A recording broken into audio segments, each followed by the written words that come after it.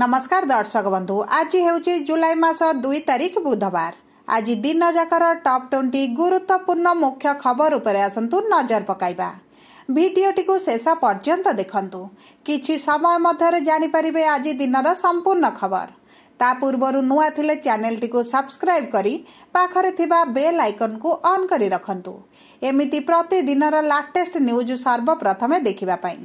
तेबे आसंतु संपूर्ण खबर उपरे नजर पकाइबा। आजिर प्रथम खबर, भुवनेश्वर आंचलिक पाणीपाग विभागरु आसिला बड़ सूचना। 4 तारिख पर्यंत उत्तर पश्चिम रे प्रबल वर्षा अलर्ट जारी होईछि। किछि स्थान रे प्रबल रु अति प्रबल वर्षा हेबा नै मध्य कुआ जाईछि। तेबे एतिके नुहे, पुणी थरे आउ एक लघुचाप सृष्टि होई पारे। जुलाई 4 रु 6 तारिख मध्यरे एक लघुचाप क्षेत्र सृष्टि हेबार संभावना रहिछि। लघुचाप संभावना नै पाणीपाग विशेषज्ञ आकलन करिसंती। उत्तर ओडिशा उपकूल रे सृष्टि हेबो लघुचाप, फल पुणी थरे सेही समय वर्षा होई पारे। तेबे आज वर्षा नहीं अनेक जिला को अलर्ट रखा जाइछि। सुंदरगढ़, झारसुगुड़ा, संबलपुर, मयूरभंज, केन्दुझर, बरगढ़, सोनपुर, अनुगुल, देवगढ़ रे वर्षा हेबार संभावना बहुत अधिक रहिछि। उत्तर एवं पश्चिम ओडिशा रे अधिक वर्षा होई पारे। सेहीपरि बालेश्वर, भद्रक, जाजपुर, केन्द्रापड़ा, कटक, जगतसिंहपुर, पुरी, खोर्धा, नयागढ़, गंजाम, गजपति एवं ढेंकानाल रे वज्रपात सहित वर्षा हेबा नै आकलन करा जाइछि। चलित वर्ष सारा ओडिशा रे स्वाभाविक ठारू अधिक वर्षा होई पारे। चाषींक पई खुशी खबर, धान गहम परी एमएसपी रे बिक्री हेबो पनीपरिबा। चाषींक पई खुशी खबर आनिछंती सरकार। धान गहम परी एबे आपणक पनीपरिबा मध्य एमएसपी रे बिक्री करा जिवो। प्राथमिक कृषि ऋण समाज भली प्राथमिक पनीपरिबा उत्पादक समवाय समिति गठन करा जाइछि, जहा चाषींक ठारू पनीपरिबा डायरेक्ट किनिबो। एही कमिटी गठन सहित ब्लॉक स्तर रे पनीपरिबा सर्वनिम्न सहायक मूल्य स्थिर करा जाइछि एवं ग्रामांचल स्तर रे एक पनीपरिबा बाजार निर्माण करा जिवो। एहा चाषी मानकु सेमानकर पनीपरिबा विक्रय करिबारे सहज कराइबो एवं व्यवसायी माने मध्य सहजरे किणी विक्रय करि परिबे। कृषक माने पनीपरिबा पई तुरंत टंका पाइबे एवं मध्यस्थीଙ୍କ ठारू मुक्ति मध्य पाइबे। ग्राहकंकु आश्वस्ति, सस्ता हेला एलपीजी सिलिंडर दर। जानंतु नुआ दर विषय। जुलाई पहिलारु उपभोक्तांक पई आसिला खुशी खबर। दर दामरु मिलिला आश्वस्ति, कमिला गैस दर। तैल marketing company 19 kg LPG cylinder र दर कमाइछंती। जुलाई 1 तारिख ठारू नुआ दर लागू होईछि।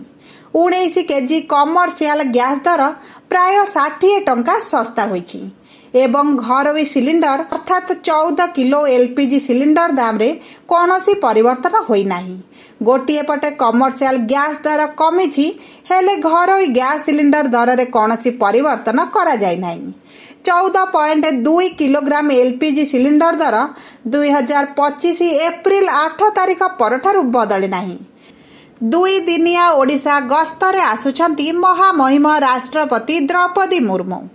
14 तारिख दिन ओडिशा आसी पहुंचीबे राष्ट्रपति मुर्मू। एहा परे निज कार्यक्रम रे जोग देबे, अर्थात 14 और 15 तारिख दिन ओडिशा रे रहिबे राष्ट्रपति। प्रथम दिन बा जुलाई 14 तारिख दिन भुवनेश्वर विभिन्न कार्यक्रम रे जोग देबे, जेपरिक भुवनेश्वर रे एम्स समावर्तन उत्सव रे जोग देबे। सेहीपरि जुलाई 15 तारिख दिन कटकर विभिन्न कार्यक्रम रे जोग देबे राष्ट्रपति। श्रीमती मुर्मू 15 तारिख दिन कटक रेवेन्सा विश्वविद्यालय समावर्तन उत्सव रे जोग देबे। एहा सह रेवेन्सा बालिका विश्वविद्यालय करिवे शिलान्यास। केवल सेतिकी नुहे, आदिकवि सारला दासंका प्रतिमूर्ति रे पुष्पमाल्य अर्पण करिबा सह कटकर कलिंग रत्न पुरस्कार 2024 उत्सव रे अतिथि भाव रे जोग देबे। शिशुंका स्वास्थ्य पई सरकारंकर बड़ पदक्षेप। स्कूल खाइबारे रिफाइन चीनी ब्यान होईछि। लुण मात्रा सीमित रखा जाइछि। शिशु मानकर पुष्टिकर खाद्य और स्वास्थ्य रे उन्नति आनिबा पई ओडिशा सरकारंकर एक गुरुत्वपूर्ण पदक्षेप ग्रहण करिसंती। राज्य रे पीएम पोषण योजना और शिशु बाटिका कार्यक्रम अधीन रे स्कूल और अंगनवाड़ी केन्द्र गुड़िकरे परिवेशित खाद्य रिफाइन चीनी रा व्यवहार उपरे संपूर्ण प्रतिबंधक लगा जाइछि। ଏହା ସହିତ ଲୁଣର ମାତ୍ରାକୁ ମଧ୍ୟ ସୀମିତ କରାଯାଇଛି। रिपोर्ट अनुଯାୟୀ राज्यर जिला शिक्षा अधिकारी खाद्य प्रस्तुति रे रिफाइन चीनी व्यवहार बंद करने को निर्देश दि जाइछि। जदि खाद्य मीठा आवश्यक हुए तेबे गुड़र व्यवहार करा किंतु यह मोट शक्ति मूल्यर 5% अधिक हेबा उचित नुहे, जहाद्वारा अतिरिक्त कैलोरी ग्रहण को नियंत्रण करा जाय परिबो। एही निष्पत्ति भारतीय चिकित्सा गवेषणा परिषद एवं महिला और शिशु विकास मंत्रणालय परामर्श अनुଯାୟୀ नियादाइछि, जेउथिरे शिशु मानक मध्यरे चीनी ग्रहण संबंधी स्वास्थ्य झुकी ह्रास करने को जोर दिया जाइछि। बढ़िला ट्रेन टिकेट मूल्य जानतु केते दूर यात्रा कले पड़िबनी महंगा टिकेट। आज ठारू महंगा हैला ट्रेन यात्रा। जुलाई 1 रु ट्रेन टिकेट मूल्य वृद्धि निष्पत्ति होइछि। साधारण श्रेणी रे 500 किलोमीटर अधिक यात्रा कले आपण को देबा को पड़िबो अधिक मूल्य। आपण जदि 500 किलोमीटर भीतर यात्रा करूचंती तेबे आपणकर मूल्य वृद्धि करा जाय नाही।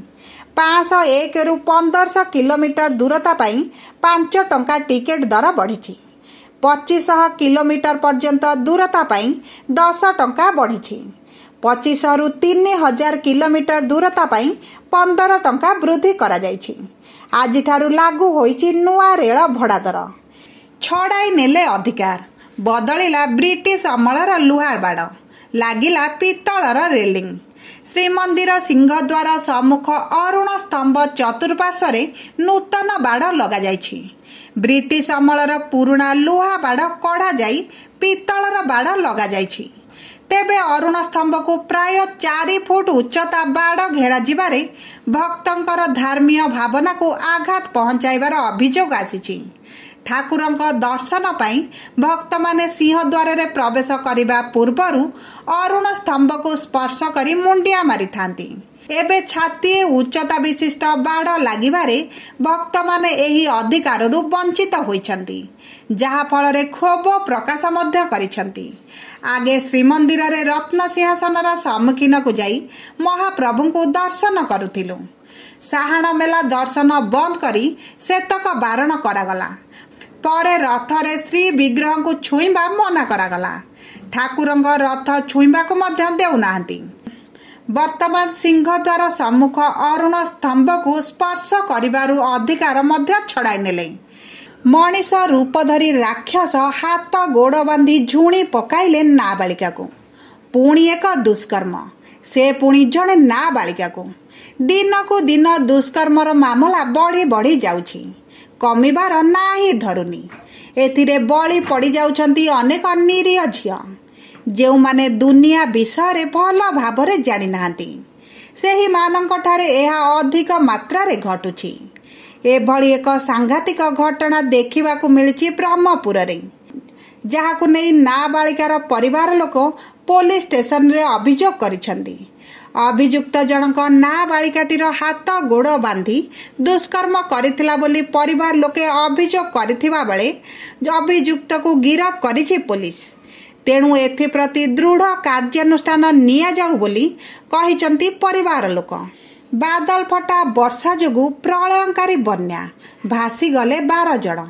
हिमाचल प्रदेश मंडी जिलार 4टी अंचल रे सोमवार विलंबित राति बादल फटा वर्षा होइतिला, जहा फल रे हठात प्रलयंकारी बन्या माड़ी आसिला।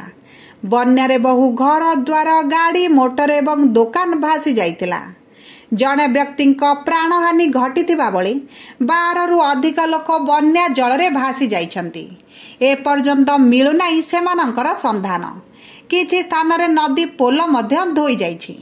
जड़े अधिकारी सूचना अनुଯାयी बादल फटा वर्षा एवं एहार परवर्ती बन्या जोगु पटिकारी जल विद्युत प्रकल्प क्षतिग्रस्त होइछि। बियास नदी रे भयंकर भावे हठात जलस्तर वृद्धि पाइछि। फल रे पांड्यो डैम रो फाटक सबु खोली दिया जाइछि। बन्या जल प्रवाह जोगु किराटपुर मनाली जातीय राजपथ मध्य बंद रहिछि। कमी थिला हेले पुणी बढ़िला सुनार दर। जानतु केते बढ़िला सुनार दाम। किछि दिन हेबो लगातार सुना दाम ह्रास पाउथिबा बेले पुणी एबे बढ़िबा आरंभ होइछि। मंगलवार अर्थात 1 जुलाई रे बढ़िला सुना दाम। 24 କ୍ୟାରେଟ୍ 10 ଗ୍ରାମ ସୁନା ଦାମ 98,400 ଟଙ୍କା ରହିଛି। ଗତକାଲି 97,260 ଟଙ୍କା ରହିଥିଲା। ଏଥିରେ 1140 ଟଙ୍କା ବୃଦ୍ଧି ହୋଇଛି। ସେହିଭଳି 22 କ୍ୟାରେଟ୍ 10 ଗ୍ରାମ ସୁନା ଦାମ 90,200 ଟଙ୍କା ରହିଛି, କିନ୍ତୁ ଗତକାଲି 89,150 ଟଙ୍କା ରହିଥିଲା। ଏଥିରେ 1,050 ଟଙ୍କା ବୃଦ୍ଧି ପାଇଛି। ସେହିଭଳି 18 କ୍ୟାରେଟ୍ ସୁନା ଦାମ 10 ଗ୍ରାମକୁ 73,800 ଟଙ୍କା ରହିଛି, କିନ୍ତୁ ଗତକାଲି 72,940 ଟଙ୍କା ରହିଥିଲା। ଏଥିରେ 860 ଟଙ୍କା ବୃଦ୍ଧି ପାଇଛି। ସେହିଭଳି ରୂପା ଦାମ ମଧ୍ୟ ବୃଦ୍ଧି ପାଇଛି। 100 ଗ୍ରାମ ରୂପା ଦାମ 12,000 ଟଙ୍କା ରହିଛି। ଗତକାଲି 11,770 ଟଙ୍କା ରହିଥିଲା। ଏଥିରେ 230 ଟଙ୍କା ବୃଦ୍ଧି ପାଇଛି। ସରକାରଙ୍କର ବଡ଼ ନିଷ୍ପତ୍ତି। ରାଜଧାନୀରେ ଆଉ ଏହିସବୁ ଗାଡ଼ିକୁ ମିଳିବନି ପେଟ୍ରୋଲ ଡିଜେଲ। ଆପଣ ଏହିସବୁ ଗାଡ଼ି ବ୍ୟବହାର କରୁଥିଲେ ହୋଇଯାଆନ୍ତୁ ସାବଧାନ, କାରଣ ନିର୍ଦ୍ଦିଷ୍ଟ କିଛି ଗାଡ଼ିକୁ ଆଉ ପେଟ୍ରୋଲ ଡିଜେଲ ମିଳିବ ନାହିଁ।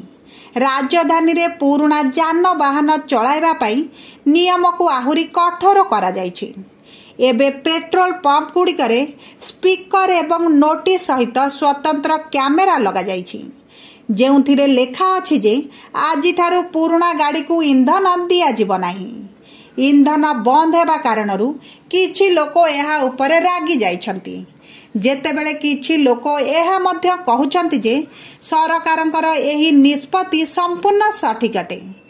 ଜଣେ କାର୍ ଡ୍ରାଇଭର ମିଡିଆ ସହ କଥା ହେବା ବେଳେ କହିଥିଲେ, ମୋ କାର୍ 14 ବର୍ଷ ପୁରୁଣା, ହେଲେ ଗାଡ଼ିର ଅବସ୍ଥା ବହୁତ ଭଲ ଅଛି। ଏହି ନିଷ୍ପତ୍ତି ଏକ ମଧ୍ୟବିତ୍ତ ପରିବାର ପାଇଁ ଟିକେ କଷ୍ଟକର, ଯେଉଁମାନଙ୍କ ପାଖରେ କାର୍ କିଣିବାର ସାମର୍ଥ୍ୟ ନାହିଁ।